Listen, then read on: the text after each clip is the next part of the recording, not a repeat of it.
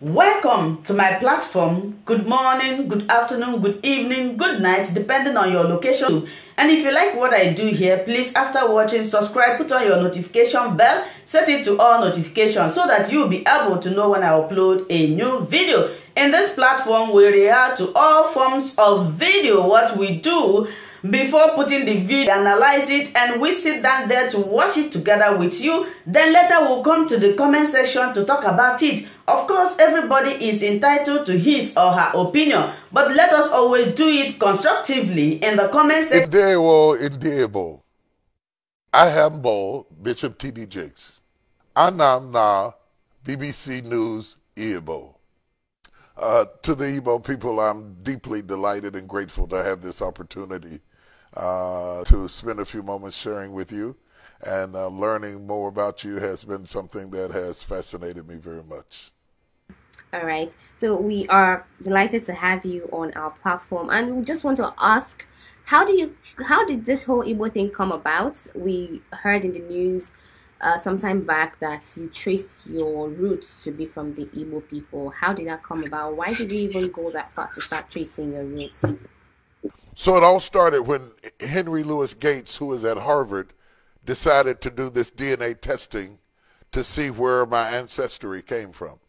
And so it was me, it was Oprah Winfrey, it was Quincy Jones and several other people who participated in the initial study. And mine traced back to Western Africa and to Nigeria in particular, and Igbo my ancestors were Igbos. And so it was fascinating. And oddly enough, I was the only one that was tested that was full-blooded African. Wow. Wow. So how did that make you feel? How did that make you feel? Oh, it's indescribable. Yeah. It gives us something that we as African American people don't have, which is roots, as Alex Haley would say. It gave me a better understanding of my roots. It's very interesting how similar I am personality-wise to how Igbo people are described. It explains some things to me about myself that was very fascinating.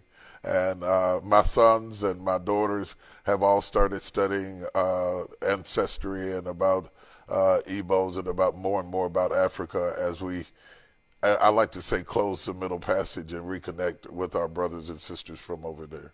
All right. So do you have like a direct connection, or maybe you have someone that introduces you to how Igbo people do things? Do you have someone you are in direct connection with that is Igbo? Everybody who's Igbo that I run into in America will always talk to me and teach me little things that help me to understand. Lacan has been quite helpful, and I'm still in the learning process, but I find it all very, very fascinating.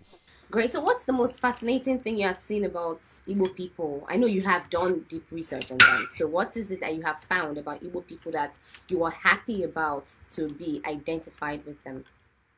Well, they're described as being hardworking and industrious, innovative, with a strong business acumen. I deeply relate to that. Upwardly mobile people, progressive in their thinking. It explained me to me. It's odd that I was never born there, and yet I see so many traces of that. I've always been entrepreneurial. I've always had a strong business acumen. I've always been aggressive in business as well as in faith. And though I'm more well known over there for the faith aspect of it, I own several companies. I've always had my own resources, and it just explained the way that I think to me. Okay, so did you finding out that you are Igbo have any effects on you as a person and the way you do things? Did it have like any impacts on you? Well, my great-grandmother was born a slave. She died when I was 10 years old. And so our family stories had passed down from the moments the boat landed, and this just confirmed what our family story had verbally and in writing form been passed down to us as well. I think it gives you, it's hard to explain the hole that fills up. To know a little bit more about where you came from. One of the terrible tragedies of the transatlantic slave trade is not just that we were taken from our home and from our culture and from our people and from our food, but we lost our history. And history, African American history, is taught over here from the times the boat landed. And then we assumed a name that does not define us. So Jakes is actually a German name, and it only signifies who owned my ancestors. So to reach beyond the boats and beyond the chains, and to touch a soil where I came from, and was in fact free, and to understand that my ancestors were something before they were a slave, is extremely gratifying, and really confirms why I have such fascination with the continent of Africa and always have. My whole house is decorated with African art. I always wanted to see what success looked like in my color. And in this country that, growing up as a boy, that was a rarity. And so most of my house has African art in it. I often wear African attire. Agbadas, when I preach, I find them very comfortable. I have all kinds of them, and people send them to me from everywhere.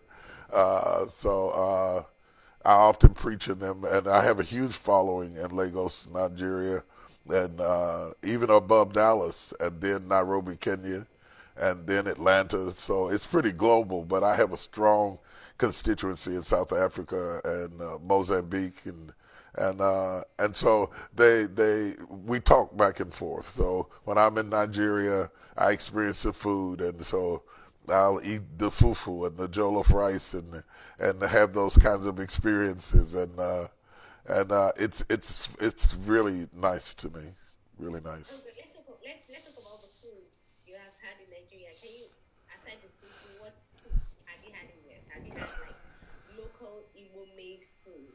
Oh, I probably had more than I can name, because I go to Ghana quite often, Accra, and I go to Lagos quite often, and some of it I don't even know the names of. What I have learned about the food is that it is almost always hot and spicy, and so I've been trying to duplicate the spice. You cannot find that particular type of spice in the United States. So now I'm trying to get our oxtail to taste like yours. Yeah. But the thing about it, I ate it before, but oxtail over there is so hot it makes your head sweat. and I liked it. I liked it. So I'm trying to imitate it. I haven't been able to do it, but I try. All right. So let's talk about the governance in Africa. And I don't know if you follow the politics in Africa, in Nigeria particularly. Just a little. Okay. So if you follow it, you would know that the Igbo people have been fighting for secession from Nigeria. And there was the civil war in 1967, that's like 50 years ago. And yes, since the Civil War, the Igbo people have been trying to fight for self-determination for their own states in Nigeria. And I wanted to know what you think about the whole scenario, watching from outside and looking at what is going on and the whole agitation by the Igbo people, what you think about it, and how the Igbo people are managing the whole situation. What do you think?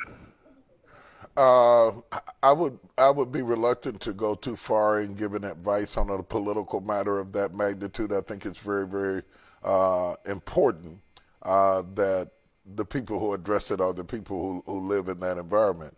Having said that, I still think that every people need to have representation on the highest level of government, whether that is through a democracy that includes representation for all people, or whether that is independence is to be determined by the people themselves. But I deeply respect and understand that there is a passion amongst many Igbos to recede from Nigeria and to develop their own influence and culture and so forth. And I think that we are still grappling with the after effects of colonialism and trying to my understanding of colonialism, you had superimposed upon you one way of looking at yourselves that were totally different from how you had seen yourselves before. And consequently, colonialism in some ways affected you like slavery did us. And so we're still trying to untangle ourselves from the after effects of some of the atrocities that did not dignify us with a deeper understanding of how we choose to see ourselves. They were more interested in the land than the people. And so they divided up the land at the expense of the people. And I think we're still trying to overcome that. And I say we because we were there too. And at the end of the day, we need to find a way to re-understand ourselves beyond white supremacy and dominance and colonialism, and reconnect as a African family, regardless to what tribe we are. So how do you perceive governance in Africa generally, not particular to Nigeria now, governance in Africa, in East Africa, West Africa, North Africa, and South Africa? There has been a struggle there. You know, there has been a struggle here in having the kind of governance that really makes the inroads that we would like to see made for the everyday person. I am heartened and encouraged by some of the presidents over there who have extended to African Americans in recognition of the 1619 and the 400 years of slavery, the welcome mat of coming home.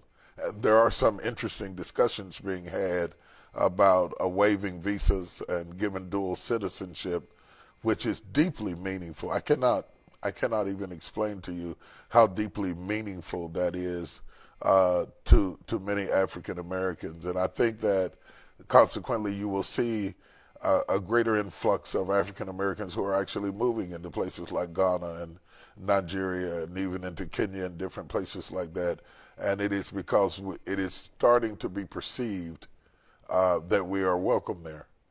And that is to a people who have been homeless for 400 years in so many ways, that gives you a sense of identity beyond your national borders. I'm proud to be an American. I love this country, but because of the history and the way that we came here, my culture is not always celebrated here. So to have the culture celebrated and to have the opportunity to have some duality is quite fulfilling. So would you want to have Nigerian citizenship? Would I want to what? Would you want to be a citizen of Nigeria, be given citizenship? Would you want to even apply for a citizenship would you want to do that? What I would like to see, I think whatever presidents open up the door where they provide dual citizenships for African Americans is definitely going to get a response. Because I travel back and forth over there quite often, it would simplify the whole process. And to be honest with you, there's a huge opportunity for Africans of all parts of the continent and African Americans to come together for business, for prosperity. I was planning to host at Martha's Vineyard, which is an area where a lot of prominent African Americans meet in August.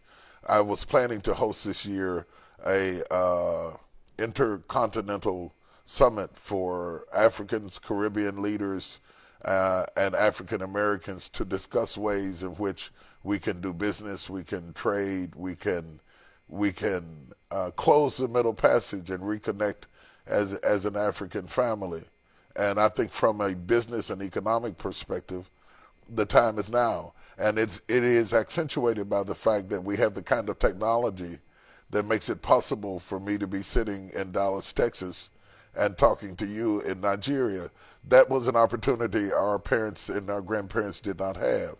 But I don't think that we are using those opportunities to their fullest capacity to create trade and aid and assistance and cultural awareness. And sometimes when we are dealing with pandemics such as the types that we are dealing with now, it creates an opportunity for us to have dialogue.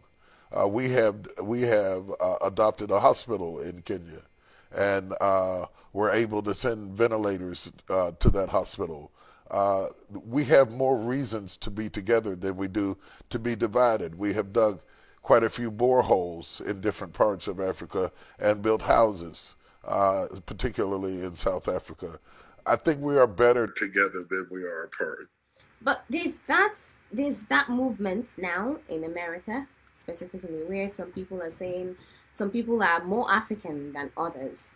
Some people are black. I don't know if you have come across that. So there's that divide amongst the African American and the Africans now, where African Americans are saying that, you know what, Africans didn't go through what we went through, and they can't come here and be who we are or take our space. This is our space. So, and you're now seeing the fight between brothers, people that are supposed to work together, make things work. There's that divide, there's that struggle, and we are making each other uncomfortable. How do you see that? I think that is fading away. I think that education and information and conversations like this help to dispel some of the biases that are inherent. I would want your audience to know that we are not monolithic, that all African Americans do not think the same, no more than all Nigerians think the same. And so the comments of a few do not represent the sentiments of us all. And the final thing that I think is a very strong conduit is I think that the church has a tremendous opportunity to be a bridge. We sing each other's music. We wear each other's clothes. We have a deep. Let me tell you something. Every African American I know went to see Black Panther, and you can't tell them that there's not a Wakanda somewhere in Africa. So and they all were dressed in African clothes. So the tension is not nearly as thick as you would think. Or we wouldn't have been in every theater in America dressed in African clothes saying Wakanda forever. So we need something that you have, and you need something that we have. As technology progresses and there's a greater demand, for example, for workforce. And Africa has some of the largest amounts of emerging workforce of any other continent in the world, young people who can fulfill the demand for STEM jobs over the next 15 years or so, 80% of the jobs. Thank you so much for watching this video together with me. Like I said before, if it is your first time of coming across my YouTube channel and you like what I do, please subscribe, put on your notification bell. Share this video, leave your comment in the comment section. You are free to criticize, but let us do it always constructively. Remain blessed. I appreciate your massive support, and I love and cherish each and every one of you. Until I meet you again in my next video, for now, we say bye-bye.